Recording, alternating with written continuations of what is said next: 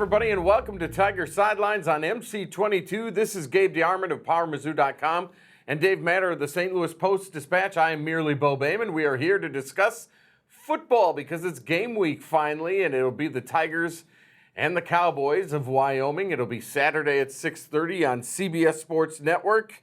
So you can get that question all out of the way, but we begin the 2019 season, and we'll get our first real look at game action for the Missouri Tigers this Saturday. It's finally here. And the first look at Kelly Bryant, which I think is what everyone is probably most interested to see. How's this offense that even casual fans probably have an idea of everybody other player on offense. It's what's it going to look like with a different quarterback after having Drew Lock for like the last 18 years as quarterback.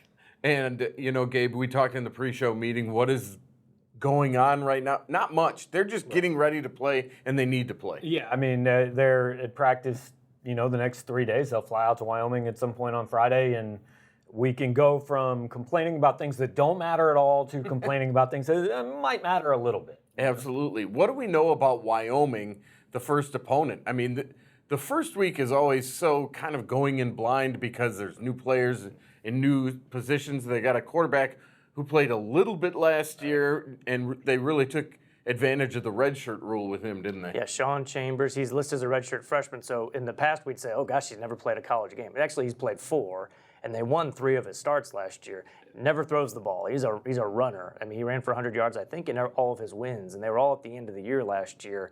So they're a very different team than the one Missouri, beat pretty handedly last year. They lost all their good defensive players, new quarterback. And I don't know. They were a 500 team last year, nothing great. Missouri had no trouble with them. I wouldn't think on paper Missouri should again, but first game of the year on the road, you just never know. And as a 500 team, losing all your defense, that's why Missouri is listed as about a 17.5-point favorite. Yeah, I think it opened at 14, not 17 or 18. And look, this is the type of game where is it possible on the right day Missouri can lose it? Sure. I mean, Wyoming's a representative program, but I mean, their last 5 home games against Power 5 teams, they've lost them by an average of like 30 points. They haven't beaten anybody in a long time up there. So it's a game, really the only things you're going to find out would be kind of give you concern, where if you come out of there and you really got to fight, you're going to go into week 2 saying, hang on, maybe we need to reassess where this team's at. In that vein, so are there any matchups we'll be watching? I mean, you don't necessarily want to go one-on-one with Wyoming guys, but at the same time, if your offensive line you're not moving the ball because the offensive line's getting beat, that throws up a red flag. This is a game where Missouri should win the line of scrimmage on both sides of the ball. I mean, there's about 4 or 5 games on the schedule where you say this has to happen. Otherwise, this won't be a very good team this year. This is one of them for sure. And Wyoming, they play, Craig Bolt, especially last year too, they play pretty slow style on offense. They use a fullback. This is going to be unlike what most teams in the SEC, most teams in college football do. So they'll try to, have as many few possessions as possible. So this might be a game where it really helps Missouri if they get some turnovers and they don't turn the ball over for sure. It's going to be one of those games too where you guys, I mean, have you been to Laramie before? I never have. I've been to Cheyenne. I've never been west of Cheyenne, but I've heard it's a pretty cool setting. I mean, I think people are making way too big a deal out of the elevation and all that, but it's kind of one of these smaller stadiums out somewhere where you're never going to have a chance to go again. I had a lot of fans ask, like, if I could only go to one game this year, which one? I said that one because, they're going to Athens in 2 years. Right. They're not going back to Laramie anytime soon. You mentioned the elevation. They are gearing up for that a little bit through nutrition and hydration and stuff like that, just so they can't use it as an excuse. I mean, there's only so much you can do. Right? Like, you can't go to Wyoming 3 weeks early, and the idea is you're the SEC team that should go 2 and 3 deep at every position. So in a normal game, if your defensive line rotation is like 7 plays to 3 plays, maybe it's 6 to 4 this game, but you ought to be able to survive. And going into the game, what do we expect? Do we expect Kelly Bryant to struggle early and then maybe find a rhythm? Is that what you're watching for? Barry Odom made the comment at the end of camp that he's a better 11-on-11 player than he is in the drills. I don't know if he really meant a whole lot by that. Maybe just saying, hey, he expects him to be kind of a gamer, which some coaches don't really like that. They like you to practice, a certain way, and then you expect them to play the same way. I think if you look at his numbers at Clemson, he was a pretty high completion percentage guy. I mean, he completed 67% of his passes as a starter. That's better than Drew Lock ever was. Can you expect the same here? I don't know. From what we saw in camp, and we only see snapshots, I thought it looked like at times the passing game kind of struggled to move the ball consistently. And we're not talking about chucking it downfield and those, tougher to complete passes. I just thought it didn't look as crisp as you'd like to see. Well, and the interesting thing is, Bryant came here because he wants to get ready for the NFL. And I even saw a quote from Barry Odom this week that he told Bryant, look, we're not bringing you here to run the ball. We're bringing you here to throw the ball. But they're going to hit a point in this season. It's not going to be Saturday. But the job is to win games. And I always go back to 2004 when the goal for Gary Pinkel was make Brad Smith the draftable quarterback, and it cost him a whole season trying to do it. Like, yeah, you'd love Kelly Bryant to go pro and all that, but your ultimate goal is go win as many football games as you can. If that means running him 190 times this year, then that's what you do. And to be fair, Clemson's ranked number 1. They've been in the top 2, 3, or 4. So they probably have better pass catchers than they do at Missouri. And if anything, I think the ACC isn't nearly as good as the SEC. There's one great team in the ACC, and he didn't have to play those guys. He was on that team. So I think it's fair to kind of wonder what those numbers are going to look like. But I'm with Gabe. If they're in 3rd and 4, I mean, are you going to trust him all the time just to connect on that short pass that that Alberto or Jonathan Johnson's going to be covered, or just run the guy? Because we've seen him in practice. He is fast. I think he's going to be able to create a lot of yards on the ground. And it's going to be interesting. Last year, probably the 2 most criticized play calls all season were a 3rd and 1 where they threw and a 4th and 2 where they ran. It will be very criticized this year if those aren't both Kelly Bryant running the football. I was just going to say that. They lost a bowl game in probably yardage that Kelly Bryant can make, and Drew Lock couldn't, and Drew Lock ended up in the league. All right, we got to see week 0 or whatever they're calling it in college football with a couple of games. Hawaii beat Arizona, but the one that everybody watched was Florida holding off Miami. Are the Gators ranked in the top 10 for real? I mean, if you look defensively, would they have like 8, 10 sacks? Felipe Franks made the plays he had to make. He also had some really bad turnovers, which has kind of been his career. So I think they kind of are what they are. I think some people inflated, the expectations for him just based on they won 10 games last year. But if you look closer, like, was it a great 10-win season? Was it a Florida Urban Meyer type 10-win season? Not really. So yeah, I think maybe they came back down to earth. But also, they played earlier than anybody else. So I think it's a little unfair to, expect them to be great in week 0 when everyone else gets that extra week. And the other thing is, like, what they were on Saturday doesn't mean they'll ever be that again. Yeah. They will, when Missouri plays them in week 10 or whatever it is, that's going to be a totally different team because just like if Missouri goes out and it's 21-10 this weekend, that doesn't mean they're going to lose to West Virginia. It might just mean they are 20-year-old kids who had an off day, but I didn't see anything that was one of the worst football games I've ever watched. Both teams spent the entire game trying to lose that game every way they could. And I don't know about you guys, but not even just the talent. Felipe Franks might be the least likable guy in college football. Every other team is going to hate that dude. Didn't you think, like, in the 4th quarter, the thing that kept popping in my mind was, okay, one of these teams is going to survive in advance.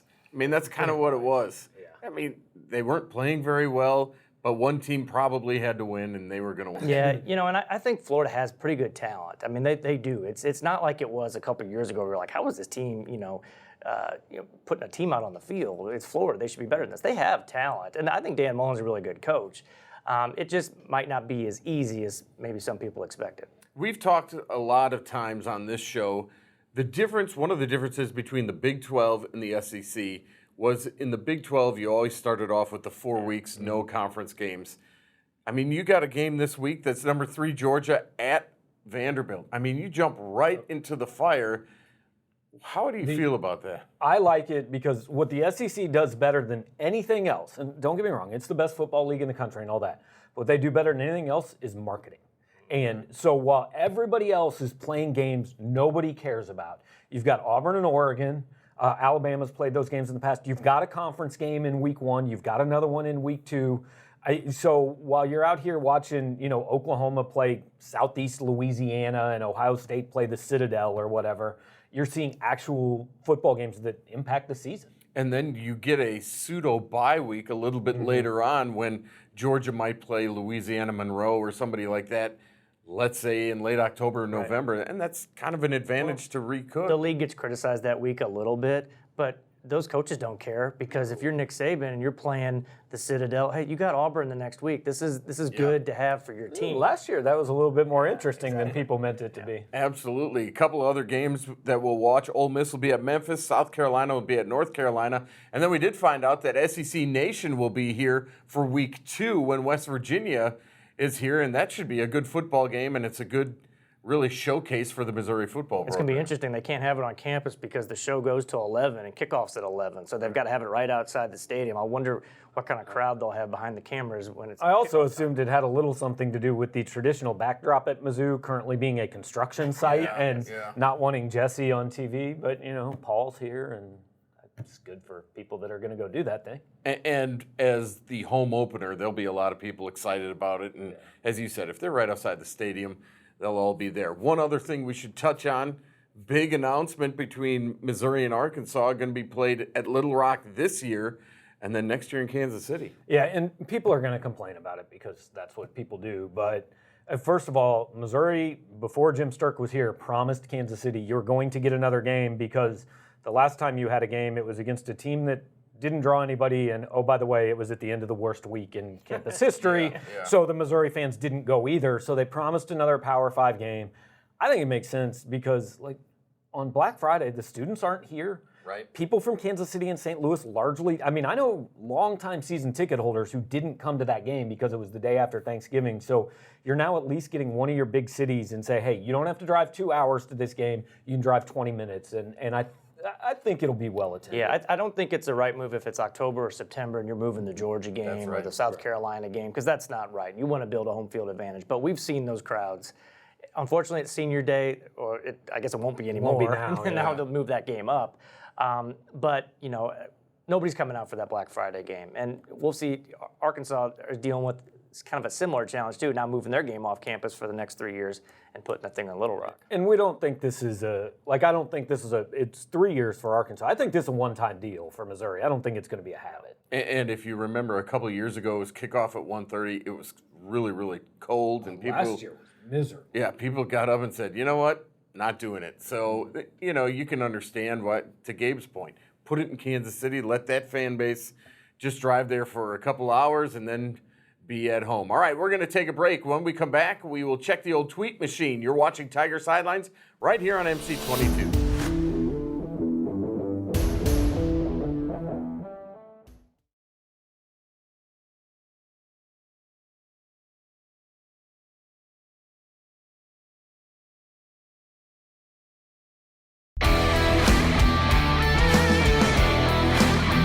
Welcome back to Tiger Sidelines, everybody. That's Dave Matter and Gabe DeArmond. I'm Bo Bayman. We are at Tiger Sidelines on Twitter. We always beg for your questions, and we actually got a few this week. Our first one from Scott says, what needs to be and what do you expect to be the most improved position group on the football team this season? It's a little concerning. It appears to be Barry Odom asking us that question. What it needs to be is special teams. Right. What it will be, I don't know, but what it needs to be is every single phase of the kicking game, and the one that nobody pays attention to is the long snapper. They're putting in a kid, Jake Hoffman, I think is going to be the starter. I think he was listed like 230 pounds. He's a small dude, but hopefully he can get the ball somewhere in the direction of whoever's holding. I asked Tucker McCain during camp, I said, now you guys kind of went through a couple different long snappers last year. Do you prefer it be the same guy? He said, no, I just want a good snap. He doesn't care who it is. Not the guys who it was last year. And we still think that he's going to do the punting. As of now, unless he... I think he will week one. Week one, but he's not week 5. If there's too much on his plate and he drops off in kicking, maybe they give it to the other guy, Aaron Rodriguez, but yeah, it's a lot on his plate for the drops Wyoming off game. From what? That needs to get better too. It does, absolutely. Because the snaps were a problem, but they weren't all bad snaps. Some of them were just missed kicks, and the one that got me was the kickoffs. Barry would go on and on about how many touchbacks he had, but then he would just knock one out of bounds at the 15-yard line. Yeah, Rock M says, what beers will be on sale at the zoo this fall? It hasn't been announced yet. Isn't AB a big sponsor? Missouri does have a partnership with Anheuser-Busch because that's what they sell in the premium seating area. So they're going to, I assume, keep that, and we'll see. We'll see if they have some local craft beers. You never know if they'll have that. Over under half a home game, how long will it take for fans to complain about the alcohol pricing at the SEC games. I mean, look, you better go expect to pay $8.50 a can minimum, right? I mean, don't you think that most fans have been to a Royals or Cardinals game? It's not like it's cheap there. Right. I mean, come on now. It's Or a sporting Chiefs. event. Yeah. Yeah. It's not minor league baseball. You know, So I'm this going is- over. Yeah. Yeah, and I don't think we want to get into having, quarter draws at Right. Mizzou football Right. games. You want to talk about arrests. Yeah, no kidding. Who scores the first touchdown for Mizzou? Larry Roundtree is going to be my pick. I mean, that's the probably likely answer. How about Tyler Beatty returns the opening How about- kickoff? There you go. How about Jatorian Hansford? Ooh, on defense. All right. That's good. How well are we at backup QB if Kelly gets injured? Not good. Medium well, medium rare. No, I think actually they feel better about Taylor Powell than they felt a year ago or even 6 months ago. Now, is he a guy that, I mean, there's going to be a drop-off. There are very few teams in the country where you say, starter gets hurt, we're fine. Right. There'll be a drop-off. But I think they feel like, I don't know, if Bryant gets hurt in week 1, you go from, hey, we're talking 10-2 to maybe we're talking 7-5, 8-4. It's that big a drop I off, think isn't it? he's not the runner Kelly is. If he were the passer, then we had been talking about him more in the last year. There wouldn't have been such an urgency to go out and get Kelly Bryant. Right. If they really felt good about it, because when you get into the grad transfer market, it is a clear signal. You do not trust a guy behind him to be your next starter. But I think the offense can function with him. We've seen him make some throws. We're like, hey, that'll play. Yeah, okay. Sort of a follow-up from Ed. Will a backup quarterback get a drive, not counting mop-up time if it's a blowout? No. I mean, You got to play Kelly Bryant, right? This is one of those things that happened way back when Chase was a true freshman. And now people just expect every year, okay, when the quarterback's a senior, you play the best guy. Right. They did. Remember when James Franklin would come in and get, a look? But that was almost a Gabbert package Jr. for That's him. because he was a very different quarterback than Yeah. Blaine Gabbert. I don't know if there's any advantage to playing any of the backups now. You're like, well, here's something Kelly Bryant can't do. Because really, their starter for next year, who they hope the starter is, he can't play. Right. Yeah, absolutely. All right. How much criticism would be warranted on Kwanzaa if Josh Christopher leaves the state just as Fletcher did? Can I interject that Yes. is the state we're talking about California? Because Josh Christopher is from California. He is not from the state of Missouri. So I don't think anybody's really going to criticize Konzo if he doesn't get a top 10 player in the country from California to Columbia. He's just got family. You can ties, read right? the rest of the Okay. question should you want to, but A lot of time and resources have been put into it, he's saying, and if he doesn't get them, is it a problem? I mean, there's other programs. it's a problem in that there have been 3 guys in this class who were long identified as the top targets, and it's pretty widely accepted Missouri's going to go 0 for 3. Now, hey, if you get backup plans, that's fine. Right. But the bigger problem is that 2 of them are from St. Louis. Now, Konzo's recruited, I don't know. We could spend the whole It's show. only a problem if your backup plans don't work. Right. Yeah. If you go out and get somebody else or a combination of other guys and you still win a lot of games and maybe those guys don't turn out to be great, or if they do, it's fine. But we don't know the answer now. Absolutely. All right. Has Odom's expanded media access for fall camp generated appreciably different content versus the previous Odom years? And so is the access different now than when the season started?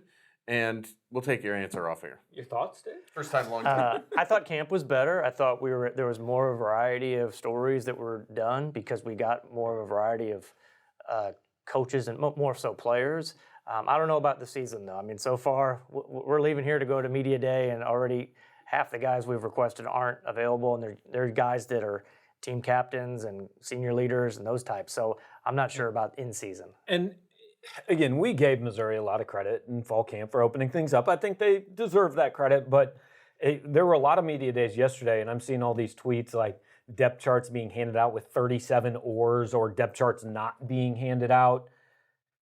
You're just not that important, college football coaches. You're not protecting the nuclear codes. Everybody is going to know who's playing by the second series of your first game. It's just ridiculous. And we've agonized about that in the past. It's just thinking so much of yourself, and if you don't put out a depth chart, it doesn't give your opponent a leg up. Well, there's no advantage.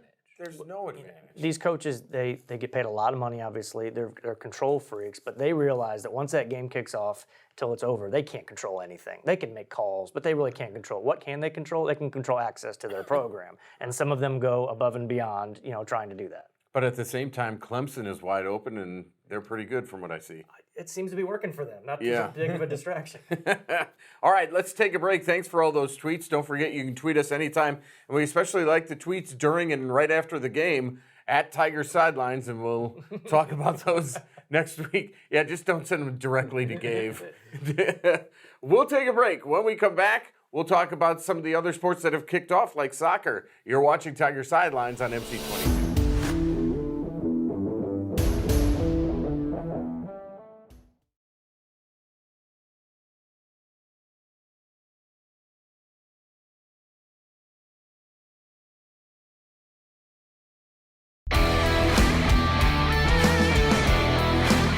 Welcome back to Tiger Sidelines, everybody. Gabe DeArmond, Dave Matter, and I'm Bo Bayman. The women's soccer team kicked off this past week with a couple of games that they won. 1-0 over Southern Miss, and then 3-1. They start 2-0 on the season. They beat Ohio State, by the way. And they're 2-0 for the first time since last year. But Julissa Cisneros is the one that everybody's talking about. The sophomore scored all 4 goals for the Tigers. And to be honest with you, Brian Blitz has been looking for this. We thought it might be Sarah Lubert in the past, but he needs somebody to put the ball in the net, because how many times last year did we report they lost 1-0 or they lost 2-0 where they just couldn't score? That's like every soccer. Well, team, that's true. Right? No doubt about you it. score 3 in soccer, you're talking big time. If you score 3 and you should be winning for sure. Women's volleyball had its final exhibition, and they lost 3-2 at K-State. They go to the Puerto Rico Invitational against George Mason and Miami of Florida on August 30 and August 31st. I guess it's still a good time to go to Puerto Rico. Kreklo should have waited to retire after that trip. Go to Puerto Rico. They can probably still go. They just don't have to coach now. Right. They probably will go and just watch. We'll see how the team does there. All right, let's talk some football and maybe talk about some of these games going on. Oregon-Auburn, you mentioned, Gabe. That is a monster clash. It's the only game with 2 top 25 teams, but top 25 is, we shouldn't do this before the year, because what's all the talk this week is if Florida's number 8, this year is going to be awful because there aren't 7 good teams. I don't know. Auburn's the most fascinating. Like, Missouri fans think that Missouri has chaos and goes against expectations. Every time Auburn's supposed to be good, they're awful. Yeah. And every time they're supposed to be bad, Gus Malzahn does just enough to save his job, which makes Auburn fans so mad because they want to fire him so much. Right. And they've got a freshman quarterback, redshirt freshman. Yeah. First, is he a redshirt? I think so. Bo Nix, yeah. And going up against the guy who would probably be the number 1 or top quarterback taken in the country. And Oregon's quarterback, Herbert. So that's a pretty interesting matchup, because there's not many this week. And Indianapolis Colts. If Oregon doesn't win that game, the Pac-12's probably out of the playoff in week 1. I mean, Washington, Utah, it's possible, but this is a signature type win. Yeah. Even if Auburn ends up 7-5, right now it'll look good. Absolutely, it's always an early season win against the SEC looks really good down the road. How about Georgia at Vanderbilt? I mean, if you want a time to get number 3 Georgia, maybe it's week 1. Georgia, I mean, they should win this game and should win it pretty easily, but if you're going to have to play them, I mean, I bet Kirby Smart's not thrilled about a conference game on the road in week 1. I mean, I always go back to the Spurrier line that you always want to play Georgia early because they got a bunch of guys suspended. I don't think that's the case this year, but Vandy usually plays them pretty competitively, and I think Vandy's, if they have a quarterback, I think they could be a little dangerous this year. They've got really good running back, really good receiver, really good tight end. Maybe the best, triplets, if you want to call them, outside of the teams we talk about as being, the power teams in this league. But nevertheless, we expect Georgia to win, but boy, that would be a shocker. But that's what. But it might be one of these games that is a lot closer than a lot of people think because it's week 1. And you're keeping an eye on into the fourth quarter. All right, what are your thoughts on the game we've talked about, Missouri-Wyoming, Missouri going on the road as favorites? What do you think the Tigers do? I mean, I think it should be a comfortable win. I don't think Kelly Bryant should need to play much of the fourth quarter. Anything other than that will at least give you a little bit of pause. This is the biggest point spread Missouri's had on the road 18 points, if we put it there, since 2008. So it's been a while, and it's a place where everybody's talking about Wyoming's hard place to play. Their record of the last 10 years at home is just barely above 500. So if the elevation's not a problem, if they don't throw out some curveballs with their personnel, then Missouri should have no problem. Oh, by the way, they lost 3 starters to injury in fall camp, And think about it from Wyoming's perspective. They don't know what Kelly Bryant, they've seen him at Clemson. They don't know what he's going to do at Missouri. If Missouri jumps out early, this game could be, over in a hurry in Missouri's favor. All right, we will talk about that next week on Tiger Sidelines. Don't forget our show airs on Friday at 6 p.m., Saturday at 9 a.m. You can catch the replay. It's Tiger Sidelines on MC22. Want to thank everybody behind the scenes. For Brian and Bill and Matt, this is Gabe DeArmond and Dave Matter, and I'm Bo Bayman. We'll talk about the Cowboys and Tigers next week and look ahead to the Mountaineers next week on Tiger Sidelines right here on MC22.